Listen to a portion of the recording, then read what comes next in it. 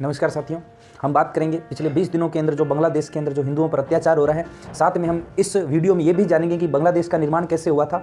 अगर आप इस वीडियो को देख रहे हो तो एक बार इसे पूरा जरूर देखें। पूरा देखने के बाद में अगर वीडियो अच्छा लगे तो ही शेयर करें, अन्यथा शेयर करने की कोई आवश्यकता नहीं है, क्योंकि हम इस वीडियो के अंदर जो बांग्लादेश के अंदर पिछले 20 दिनों के अंदर जो अत्याचार हो रहा है उस पर बात करेंगे। साथ में हम ये भी बात करेंगे कि इसके अत्याचार के पीछे कारण क्या है और इसके अंदर हमारी जो इंडियन आर्मी मजबूती और पावर की बात करेंगे। खास करके मैं जो देश विरोधी है उनको ये बता दूं, आप ये वीडियो मत देखना, क्योंकि आप इस देश के नहीं हो, आप दूसरे देश की बात करोगे तो आपको दिक्कत होगी ये वीडियो देखने के बाद, है ना। तो करते हैं शुरुआत। बांग्लादेश में पिछले 20 दिनों के अंदर छह लोगों को धर्म के नाम पे काटा गया है, मारा गया है, उनकी हत्या कर दी है, बेरहमी से मारा गया है। किसी को गोली मारी है, किसी को चाकू, किसी को ये वो, 6 लोगों को मारा गया। अभी कल की खबर में एक राणा प्रताप नाम के व्यक्ति को उन्होंने गोली मारकर हत्या कर दी।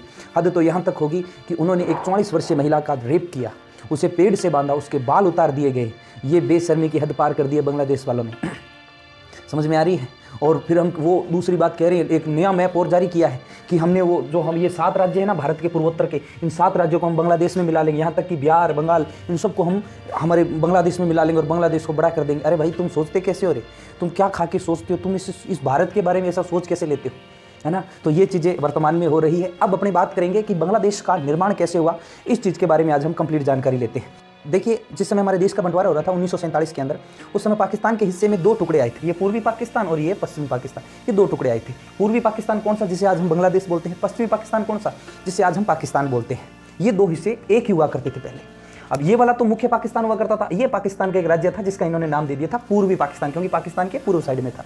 इनके बीच में जो देश था वो भारत था, और भारत से इस वाले पाकिस्तान यानी पश्चिमी पाकिस्तान से पूर्वी पाकिस्तान के बीच में 1600 किलोमीटर की दूरी थी। तो पाकिस्तान वाले या तो यहाँ जहाज से आते थे या फिर यहाँ नेवी से होकर इस तरफ जाते थे। लेकिन ये तो इनको वो साथ रहने वाली तो है नहीं, इन्होंने तो कोई ना कोई कुचरनी करनी है, अपने पड़ोसियों से बिगाड़नी है, तो इन्होंने भारत से हमेशा बिगाड़ के रखी। दिक्कत कहाँ हुई? ये जो लोग थे ना पाकिस्तान वाले, ये उर्दू भाषा बोलते थे, और इन्होंने संविधान के अंदर लिख दिया कि पूरे पाकिस्तान के अंदर उर्दू भाषा बोली जाएगी, उर्दू के अलावा कोई भाषा नहीं बोली जाएगी। ये वाली चलो ठीक था, क्योंकि ये उर्दू जानते भी थे, उर्दू बोलते भी थे। आज भी ये लोग उर्दू बोलते हैं, लेकिन दिक्कत इन लोगों के लिए थी, क्योंकि इन लोगों को उर्दू नहीं आती थी। जैसे ये पूर्वी पाकिस्तान पहले कहते थे, आज बांग्लादेश है, इनको उर्दू नहीं आती थी, इनको बंगाली भाषा आती थी। तो इन्होंने क्या कहा, इधर क्योंकि कोर्ट, सुप्रीम कोर्ट सब इस तरफ है, इन्होंने यहाँ एक आंदोलन चलाया, भाषाई आंदोलन 1952 के अंदर। कहा कि देखो, हमें अपनी भाषा का अधिकार दो, हम आपस में बात करेंगे, आपस में अच्छा तालमेल बैठता है। हमें उर्दू भाषा आती नहीं है, कॉलेज हर जगह कौन सी भाषा चला रखी है? उर्दू भाषा। हमें उर्दू भाषा नहीं, हमें बंगाली भाषा चाहिए। जब यहाँ पे आपको पता है, जब इन्होंने यहाँ मांग की ना, तो इन्होंने यहाँ पे अत्याचार करना शुरू कर दिया था 1952 से। अत्याचार होता गया। अब एक समय आता है 1970, यहीं से बांग्लादेश के निर्माण की शुरुआत हो जाती है। 1970 के अंदर पाकिस्तान के अंदर चुनाव होते हैं। उस चुनाव के अंदर यहाँ से, यानी जैसे पूर्वी पाकिस्तान है, यहाँ से एक बंदा जीत के जाता है, शेख मुजीबुर रहमान। ये शेख मुजीबुर रहमान जब यहाँ चुनाव जीते हैं तो ये शपथ लेने के लिए इस वाले पाकिस्तान में जाएंगे, क्योंकि पाकिस्तान के सारे भी जो सरकारी दफ्तर है, सरकारी डिपार्टमेंट है, संसद है, राष्ट्रपति, जो भी कुछ है वो इस वाले पाकिस्तान में। तो ये शपथ भी कहाँ दिलाई जाएगी? यहाँ दिलाई जाएगी। जब यहाँ से बांग्लादेश से जब ये शपथ लेने आए शेख मुजीबुर रहमान, तब इनको शपथ ही नहीं दिलाई गई थी। इन्होंने बहुत बार कहा, हमें शपथ दो भाई, मैं देश का नेता चुना हूँ। तब इस वाले पाकिस्तान ने कहा, आप बंगाली हो, हम आपको नेता मानते ही नहीं है। इन्होंने कहा, कोई बात नहीं, हम बंगाली है, हमें अलग देश दे दो, ये वाला अलग देश दे दो, हमें बांग्लादेश बना दो। अब ये पाकिस्तान और ये दोनों एक है। अब इस वाले पाकिस्तान ने क्या किया, इस शेख मुजीबुर रहमान को गिरफ्तार कर लिया और इस पर मुकदमा चला दिया कि ये देश तोड़ने का प्रयास कर रहा है। और जैसे इसको गिरफ्तार किया ना, तो पूर्वी पाकिस्तान के अंदर हंगामा मच गया जबरदस्त तरीके से कि हमारे नेता को ऐसे कैसे कर दिया, हमें अलग देश चाहिए, अलग देश चाहिए, जबरदस्त, हमें मुक्ति कर दो, हमें मुक्त कर दो, मुक्त कर दो। ऐसे करते इन्होंने एक आर्मी बना ली जिसे मुक्ति वाहिनी बोला गया।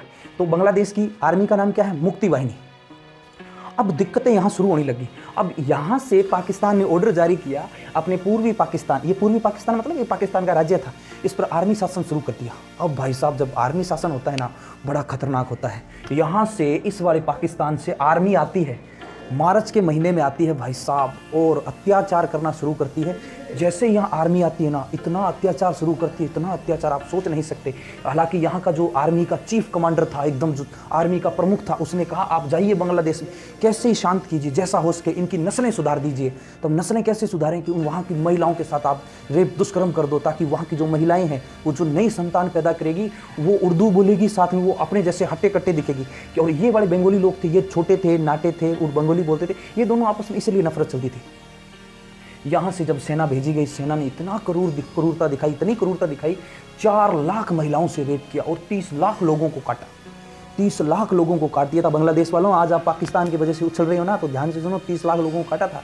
सर्च मार के देख लेना आप फोन में। 4 लाख महिलाओं का रेप किया था। रेप करने में भी कैटेगरी बांट रखी थी, 25 की, 15 की, 16 की, 18 छोटी बच्चियों को नहीं छोड़ा था इन्होंने। समझ में आ रही है। और महिलाओं को आर्मी के कैंप में बांध दिया जाता था। 7-8 महीने तक उन महिलाओं के साथ इतना दुराचार हुआ, इतना दुराचार हुआ, सोच नहीं सकते।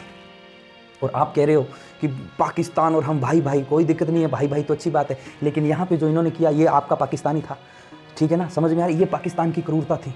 7-8 महीने तक यहाँ पर बड़ा ज़बरदस्त तरीके से महिलाओं के साथ दुराचार हुआ। और उस समय हमारे देश के प्रधानमंत्री थी इंदिरा गांधी। इंदिरा गांधी ने इस अत्याचार को रोकने के लिए उस समय आर्मी के जो प्रमुख हुआ करते थे, फील्ड मार्शल, उनको बोला, जो हमारे आर्मी के प्रमुख जिन्हें मानिक शाह बोलते थे, मानिक शाह को बोला कि आप बांग्लादेश पर आक्रमण करिए। मानिक शाह ने उनको बोला था कि सर्दी में पाकिस्तान पर आक्रमण कर सकता हूँ, अभी आक्रमण नहीं करूँगा। तो मार्च में बांग्लादेश में युद्ध शुरू होता है और वो युद्ध कब तक चलता रहता है? दिसंबर तक। और दिसंबर के यानी 3 दिसंबर से भारत के साथ पाकिस्तान का युद्ध हो जाता है। कारण कैसे? क्योंकि जो मुक्ति वाहिनी थी ना, उनको आर्मी, जो इंडियन आर्मी थी, वो उसको ट्रेनिंग दे रही थी। तो पाकिस्तान को ये खबर लगती है कि इस जो बांग्लादेश है ना, इनकी सहायता इंडिया कर रही है। अब भारत तो डायरेक्ट आक्रमण कर नहीं सकता क्योंकि ये तो उनके देश का मामला था। तब इन्होंने क्या किया? भारत पर आक्रमण किया। जैसे ही आक्रमण किया तो अब युद्ध जायज़ हो गया था। ये मैं शॉर्ट में बता रहा हूँ ताकि आपको समझ में आए। जैसे युद्ध जायज़ हुआ ना, तो 3 दिसंबर से युद्ध शुरू होता है और अगले 16 दिसंबर तक पाकिस्तान को घुटनों पे ले आता है भारत। पहले तो लोंगेवाला को भारत जीता है, उसके बाद में यहाँ नेवी को उड़ाता है। पाकिस्तान की पाकिस्तान की पनडुब्बी, उस समय अमेरिका की सबसे भयंकर पनडुब्बी जो पानी के अंदर चलती है, पता ही नहीं चलता है ना, कभी कहाँ से अटैक कर दे पता ही नहीं चलता। वो पनडुब्बी PNS गाजी बोलते थे, उसको हमारी इंडियन आर्मी ने मार के गिरा दिया। और अमेरिका हमारे को मारने के लिए 7वां बेड़ा लेकर आया था, हमारे को बचाने वाला था। रूस 40वां बेड़ा आगे खड़ा कर दिया था। समझ में आ रही? बहुत मतलब उस समय अत्याचार हुए थे। लेकिन अपने बांग्लादेश के निर्माण की बात कर रहे हैं, कभी मैं इस पर वीडियो बनाऊंगा पाकिस्तान की कंप्लीट, लेकिन अभी मैं आपको बांग्लादेश के निर्माण की बात कर रहा हूँ। तो यहाँ पे कई भयंकर, यहाँ नेवी ने फोड़ा पहले पाकिस्तान को, फिर थल सेना ने, वायु सेना ने जबरदस्त तरीके से फोड़ा। एक तारीख आती है 16 दिसंबर 1971 को यहाँ जो पाकिस्तान की सेना लेकर आया था उसका नाम था नियाजी। याद रखना, आपको याद होगा पाकिस्तान वालों, नियाजी जानते हो क्या? नहीं जानते तो मैं बता दूंगा। ये जो नियाजी थे, इसके नेतृत्व में 93,000 फौज थी। 93,000 फौज बांग्लादेश के अंदर घुसी हुई थी और अत्याचार कर रही थी। उस 93,000 फौज ने सरेंडर किया था 1971 में, 16 दिसंबर 1971 में। उसके उपलक्ष्य में हमारे भारत के अंदर विजय दिवस मनाया जाता है। पूरे पाकिस्तान ने घुटने टेक दिए थे। 93,000 ये गिनीज बुक में रिकॉर्ड है, पर पाकिस्तान वाले इनका रिकॉर्ड होना चाहिए कहीं ना कहीं। भाई साहब 93,000। और इसी 1971 के युद्ध में, इसी युद्ध में लोंगेवाला में मात्र 120 जवानों ने, जो कुलदीप चांदपुरी के नेतृत्व में थे, उन्होंने घुटने नहीं टेके, मात्र 120। और उनके सामने लगभग 6,000 पाकिस्तानी सैनिक थे, फिर भी उन्होंने घुटने नहीं टेके। और यहाँ पे 93,000, ये 93,000 में 93 नहीं बोल रहा, 93,000 बोल रहा हूँ। क्या कर दिया? घुटने टेक दिए। और उस समय हमारे जनरल थे जगजीत सिंह जी अरोड़ा के सामने। याद रखना, याद होगा जगजीत सिंह जी। पूरे के पूरे 16 दिसंबर का वो दिन था। और इंदिरा गांधी को जब ये लेटर लेकर भेजा गया कि हमने बांग्लादेश को जीत लिया है, ढाका को जीत लिया है, तो उस समय बांग्लादेश की राजधानी, इंदिरा गांधी ने कहा कि कोई दिक्कत नहीं है, बांग्लादेश एक नया देश बनेगा और इसकी जो राजधानी है वो ढाका रहेगी। याद है क्या बांग्लादेश वासियों, आपके ऊपर कितने उपकार है? 4 लाख महिलाओं का रेप किया था इन्होंने और 30 लाख लोगों को काटा था। और 10 लाख लोग ये अत्याचार देकर भारत, 10 लाख प्लस लोग ये अत्याचार देकर भारत में आए थे। उनको शरण देने वाला भारत ही था। आज आप कह रहे हो कि हम हिंदुस्तान को पैसा भेजते हैं तो भारत चलता है। ये आप सोचते कैसे हो? आपकी कहाँ से ऐसी सोच आती है? एक पाकिस्तानी नेता वहाँ भाषण दे रहा था कि हिंदुस्तान तो बीच में है, उस तरफ हमारे मुस्लिम बांग्लादेश भाई हैं और इस तरफ हम पाकिस्तान वाले हैं, बहुत जल्दी तेरा नाम खत्म कर देंगे हैं। और एक तो पाकिस्तान का नेता कह रहा था कि हम इस 7 राज्यों को, 7 सिस्टर को अपने अंदर मिला लेंगे, प्लस उसने बिहार और पश्चिम बंगाल पूरे को ये नया मैप जारी कर दिया उन्होंने भयंकर रूप से। भाई साहब वहाँ अरुणाचल प्रदेश के एक, अरुणाचल 7 सिस्टर में एक मुख्यमंत्री थे, उनकी बात सुन लेना। उन्होंने कहा कि बांग्लादेश वाले कह रहे हैं ना कि हम इन 7 राज्यों को कब्जा कर लेंगे, हम तो चाहते हैं कि बांग्लादेश वाले आए। और जो वो काटवाड़ की बात कर रहे हैं ना, तो वो बोल रहे हैं हमसे अच्छा कोई नहीं जानता। तो आप हमारे भारत में नज़र नहीं उठा सकते, ना ही कभी उठाने की कोशिश करना। अभी भी मौका है, सुधर जाओ। और खास करके अब जो आप काम कर रहे हो, क्योंकि अब आप देख लो भी यहाँ कौन बैठा है, मोटा भाई, अब तो ऐसा सोचना भी मत। समझ में आ रही है? इसलिए सुधर जाओ। और इस वीडियो अच्छा लगा हो तो शेयर जरूर करना। ऐसी जानकारी मैं आपको देता रहूँगा। जय हिंद, जय भारत।